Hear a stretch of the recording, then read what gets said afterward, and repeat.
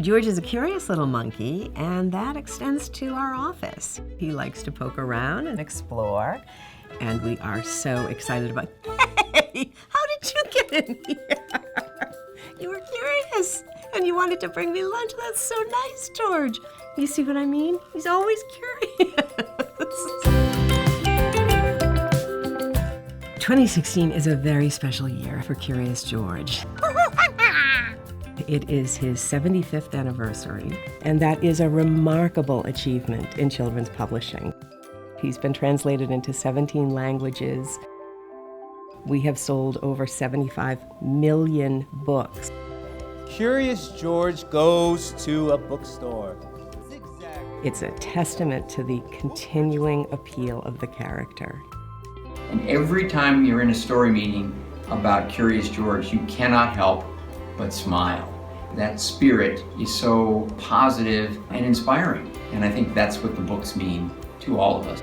Everybody does know and love Curious George, but very few people know the real story about where he came from.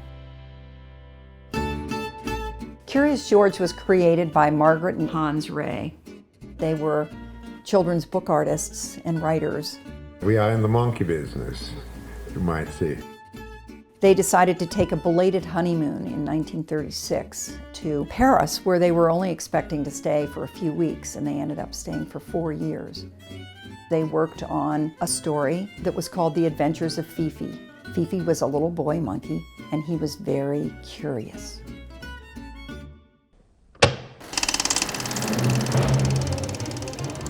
During the 4 years that Hans and Margaret were living in Paris, the shadow of war was coming upon Europe. The German army invaded France. Thousands of people left Paris, by train, by car, on foot, and on bicycle.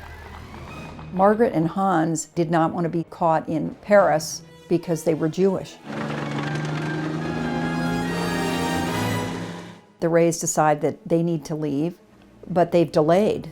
The trains were not running, and so Hans bought parts and assembled 2 bicycles because there were no other bicycles to be had. All of them had been sold. And packed this manuscript about a curious little monkey in their satchel. They left on June 12, 1940. 2 days later, the German army would march into Paris and raise their flag above the Eiffel Tower.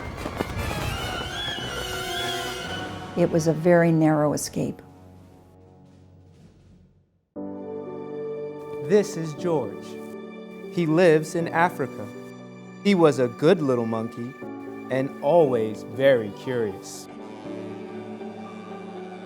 Hans later stated, "One never forgets the day you arrive in America to begin their new life with a curious little monkey named Fifi, who would become George in August of 1941. I just heard that we may have a special guest.